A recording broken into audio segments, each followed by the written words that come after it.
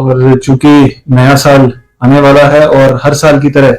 हमें उम्मीद रहती है कि श्री माता वैष्णो देवी के भक्तों के अंदर जो संख्या है उसके अंदर भी इजाफा होगा, और उसके लिए जो सभी इंतजाम हैं वो श्री माता वैष्णो देवी श्राइन बोर्ड के द्वारा किए गए हैं। और अच्छी बात यह है कि इस साल जो यात्रा का आंकड़ा है वो 94 लाख जो है आज की डेट में क्रॉस कर चुका है। 94,35,000 के आसपास का आंकड़ा है इस साल कैलेंडर ईयर का।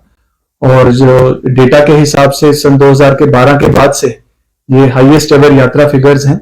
और पिछले साल की तादाद से देखा जाए तो पिछले साल से अब तक के तकरीबन 3 लाख ज्यादा यात्री मां वैष्णो देवी के दर्शनों के लिए आ चुके हैं। और श्रद्धालुओं की बढ़ती गिनती को लेकर चलते हुए बोर्ड की तरफ से भी बहुत सारे जो प्रोजेक्ट्स हैं उनको शुरू किया गया है। बहुत सारी जो अकोमोडेशंस हैं उनकी संख्या में इजाफा किया गया है। जैसा कि हमने इस साल देखा कि मार्च के महीने में दुर्गा भवन का जो इनॉग्रेशन हुआ, और उसके बाद से लेकर पिछले 8-9 महीनों में हर रोज तकरीबन 3-3.5 हजार श्रद्धालु जो हैं मुफ्त अकोमोडेशन का फायदा ले पा रहे हैं और उनको रात को शेल्टर मिल रहा है। एडिशनली जो है तृप्ति भोजनालय एक नए स्वरूप में यात्रियों को समर्पित किया गया, और जिससे कि भवन जाने वाले जो भी यात्री थे उनकी जो यात्रा है और सुखद रही है और उनको और बेहतर अनुभव एक्सपीरियंस किया है उन्होंने। माननीय राष्ट्रपति जी का जो विजिट हुआ था भवन पे इस शारदीय नवरात्रों में,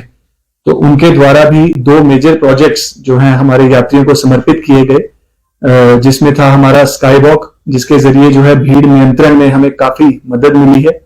और गुफा की तरफ जो प्रस्थान कर रहे यात्री हैं वो स्काई वॉक के जरिए जा रहे हैं और एग्जिस्टिंग ट्रैक से वापस आ रहे हैं, जिससे कि हमारे जो एनफोर्समेंट सिक्योरिटी टीम है, हमारी सिक्योरिटी फोर्सेज हैं, उनको बहुत एक एडिशनल इंफ्रास्ट्रक्चर अवेलेबल हुआ है, एडिशनल स्पेस मिली है, जिससे हम बड़े स्ट्रीमलाइन तरीके से यात्रा को चला पा रहे हैं। और पार्वती भवन में जो है एडिशनल लॉकर्स और बेदिंग घाट्स, बेदिंग रूम्स जो हैं वो अवेलेबल हैं हमारे यात्रियों के लिए। और इस 31 तारीख के मद्देनजर भी इन सभी इंफ्रास्ट्रक्चर की जो है एक रूटीन ड्रिल जो हम करते हैं उसको एक्टिवेट कर दिया गया है। एडिशनल डिप्लॉयमेंट चाहे वो हमारे इन्फोर्समेंट स्टाफ की हो, सिक्योरिटी फोर्सेस की हो, सीआरपीएफ की हो, उसको इन प्लेस कर दिया गया है। 23, 24, 25 तारीख का हमारा जो एक्सटेंडेड वीकेंड था उसके अंदर भी हमने देखा कि तकरीबन इन 3 दिनों में 1,10,000 से ज्यादा यात्री मां वैष्णो देवी के दर्शनों के लिए आए। और हमारी जो पूरी ड्रिल थी नए साल की उसको हमने पूरे 3 दिन टेस्ट किया, और वही जो ड्रिल है हमारी कल शाम से दोबारा लागू होगी, क्योंकि वीकेंड पर हम हर बार उम्मीद करते हैं कि खास करके इन छुट्टियों के दिनों में कि यात्रियों की संख्या में इजाफा होगा। तो सीनियर ऑफिसर्स भी एडिशनल जो है वो डिप्लॉय कर दिए गए हैं, और बीट सिस्टम हमारा भवन पर एक्टिव रहेगा कल शाम से। और 6 बीट्स के अंदर जो है भवन के जो पूरे ट्रैक को डिवाइड किया गया है, जिसके अंदर बोर्ड के भी सीनियर ऑफिसर्स रहेंगे और सिक्योरिटी फोर्सेस के भी। मॉनिटरिंग के लिए 2 ज्वाइंट कंट्रोल रूम्स की स्थापना की गई है, एक भवन पे रहेगा, एक कटरा में रहेगा, जिसके अंदर हमारे जितने भी कटरा से लेकर भवन तक तकरीबन 650 सीसीटीवी कैमरास हैं, उनकी मॉनिटरिंग रहेगी 24/7 बेसिस पे। साथ ही साथ RFID यात्रा कार्ड, जो कि एक मैंडेटरी रिक्वायरमेंट है बोर्ड की पिछले 1 साल से, जितने भी श्रद्धालु दर्शनों के लिए प्रस्थान करते हैं, RFID कार्ड के अंदर भी एक 31 दिसंबर खासकर के लिए एक स्पेशल स्टिकर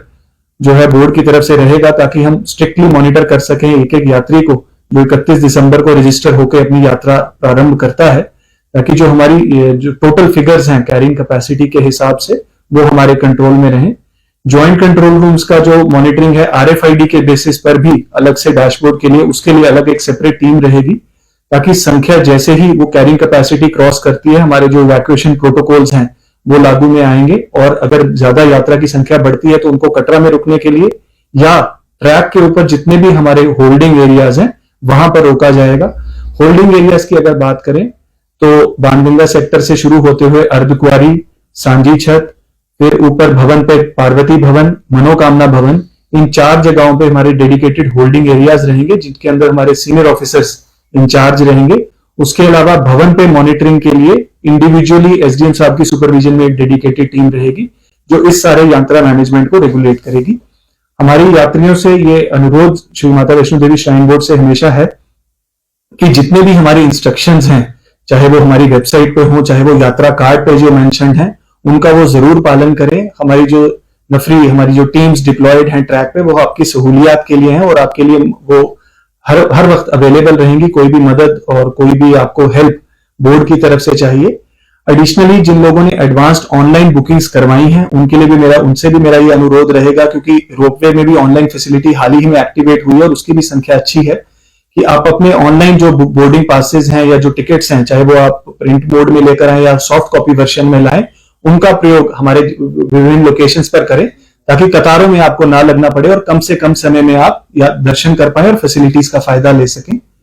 क्यू मैनेजमेंट के लिहाज से हमारे जो RFID काउंटर्स हैं उनकी भी संख्या में इजाफा किया गया है, खासकर 30-31 का रश को देखते हुए,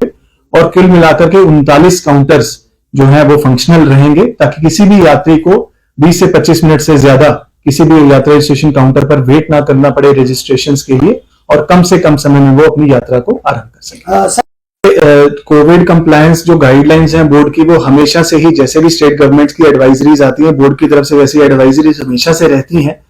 पर चूंकि ये काफी एडवांस्ड या प्रीलिमिनरी स्टेज में कहूंगा, अभी प्रीलिमिनरी स्टेज है, जब ये कुछ नए वेरिएंट का जो केस सामने आया और जम्मू में भी शायद कुछ केसेस सामने आ रहे हैं, तो हमारी बोर्ड की तरफ से हमेशा यही अपील रहेगी कि जितनी भी कोविड रिलेटेड एडवाइजरीज हैं, खास करके मास्क पहनने की, साफ सफाई रखने की और थोड़ी सी सामाजिक दूरी, जिसको सोशल डिस्टेंसिंग हम कहते हैं, वो बनाए रखने की यात्री कोशिश करें, तो मैं समझता हूँ ये सभी के लिए हित में रहेगा। और हमारी तरफ से हमेशा ये कोशिश रहती है कि कहीं भी ज्यादा भीड़ अगर ना इकट्ठी हो तो वो सभी के लिए फायदेमंद है, चाहे वो कोविड मैनेजमेंट हो, चाहे वो क्यू मैनेजमेंट हो, चाहे वो क्राउड मैनेजमेंट हो, तो हर तरीके से ये चीज फायदेमंद रहती है। तो जो सरकार की एडवाइजरी रहेंगी, बोर्ड उसको बड़ी क्लोजली मॉनिटर कर रहा है, इवॉल्विंग हेल्थ सिचुएशन को भी, और अगर ऐसी कोई जरूरत पड़ेगी ऐसी गाइडलाइन इशू करने की तो जरूर जारी। यात्रा का नंबर बढ़ने के साथ साथ जो हमारे इंफ्रास्ट्रक्चर प्रोजेक्ट्स है वो भी उसी प्रोपोर्शन में ग्रो करते हैं। आपने जैसे जिक्र किया वंदे भारत का, कि एक नई वंदे भारत का शुभारंभ किया जा रहा है कल, तो बोर्ड की तरफ से भी रेलवे स्टेशन पर एक डेडिकेटेड यात्री रजिस्ट्रेशन काउंटर का एक प्रपोजल है, जिसके हमें हाल ही में अप्रूवल मिला है, और हमारी कोशिश रहेगी कि अगले 6-8 महीने में एक डेडिकेटेड रजिस्ट्रेशन काउंटर हम रेलवे स्टेशन पर ही दें, ताकि यात्रियों को एक RFID रजिस्ट्रेशन कार्ड वहीं पर उपलब्ध हो जैसे ही वो अपनी यात्रा प्रारंभ करें, और शहर के अंदर भी जिससे काफी डीकंजेशन रहेगी, क्योंकि आज की डेट में हम देखते हैं कि यात्री रजिस्ट्रेशन काउंटर पर काफी रश रहता है, खास करके जो हमारा पुराने बस स्टैंड वाला यात्री रजिस्ट्रेशन काउंटर है। तो इसी के चलते नया प्रोजेक्ट बोर्ड की तरफ से शुरू किया जा रहा है, ताकि लोग रेलवे स्टेशन से उतरते ही अपनी कन्वीनियंस के हिसाब से अपना कार्ड जो है इश्यू करवा सकें और अपनी कन्वीनियंस के हिसाब से यात्रा प्रारंभ कर सकें। इसके अलावा हमारी ये कोशिश है कि टेक्नोलॉजी का हम ज्यादा से ज्यादा बेहतर इस्तेमाल कैसे कर सकते हैं, उसके लिए एक सेल्फ वेंडिंग कियोस्क भी हम एक ट्रायल रन पे हेलीपैड पे शुरू कर रहे हैं, ताकि लोग खुद ही अपनी डिटेल्स पंच इन करके और फोटो कैप्चर के जरिए अपना कार्ड इश्यू करवाकर अपनी यात्रा शुरू कर सकें। लोगों की जो कन्वीनियंस है वो भी देखने के लिए बोर्ड को इस तरीके के मीडियम्स को हम अडॉप्ट कर रहे हैं। तो जैसे मैंने जिक्र किया ऑनलाइन रोपवे बुकिंग्स का, इसी तरीके से हमारी जितनी भी सेट ऑफ सर्विसेज हैं, रजिस्ट्रेशन से लेकर helicopter bookings, battery car bookings, aarti, donation, havan, SSVP, अटका आरती, सभी जो हमारी फैसिलिटीज हैं आज बड़े इजी मोड में हमारी वेबसाइट पे अवेलेबल हैं, जिनको बुक करके यात्री हमारी सारी सर्विसेज का फायदा ले सकते हैं। और भवन तक जहां तक की बात रही इंफ्रास्ट्रक्चर डेवलपमेंट की, वो हमारा एक मास्टर प्लान, जैसा हम सब लोग जानते हैं, school of planning and architecture द्वारा बनाया गया है, और उसी मास्टर प्लान के तहत जो है बिल्डिंग्स का निर्माण कार्य आगे बढ़ाया जा रहा है। दुर्गा भवन के आने से काफी इंफ्रास्ट्रक्चर में वृद्धि हुई है। इसी तरीके से एक नया वैष्णवी भवन का निर्माण कार्य भी हाल ही में, देखिए ऐसा है कि जैसे आपने कहा कि नव वर्ष पे यात्रियों के दर्शन की अभिलाषा रहती है, उसके अंदर हमारा ये अपील रहेगी यात्रियों से कि जो 31 तारीख को आ रहे हैं, जो जिस जिस समय पे वो भवन पे पहुंचते हैं उस समय पे वो दर्शन करें और वापस आए, क्योंकि जो हमारा last portion of the track है वहां पर किसी के रुकने की कोई गुंजाइश नहीं रहेगी, क्योंकि क्राउड मैनेजमेंट के लिहाज से वो सबसे इंपॉर्टेंट हमारा स्ट्रेच रहता है। जब हम पुराने रास्ते से या नए रास्ते से जो वाई जंक्शन हमारा आता है, या गेट नंबर 3 के नाम से जिसको हम जिस एरिया को जानते हैं, वहां से लेकर के दुर्गा भवन तक जो पूरा ट्रैक है वो सिर्फ और सिर्फ इवैक्यूएशन ट्रैक रहेगा, मूवमेंट का ट्रैक रहेगा। वहां पर किसी को वेट करने की, बैठने की अनुमति नहीं रहेगी, और जितने लोग यात्री दर्शन करके स्काई वॉक के जरिए दर्शन के लिए जाएंगे और वापस आएंगे, तो वापसी पे ही उनको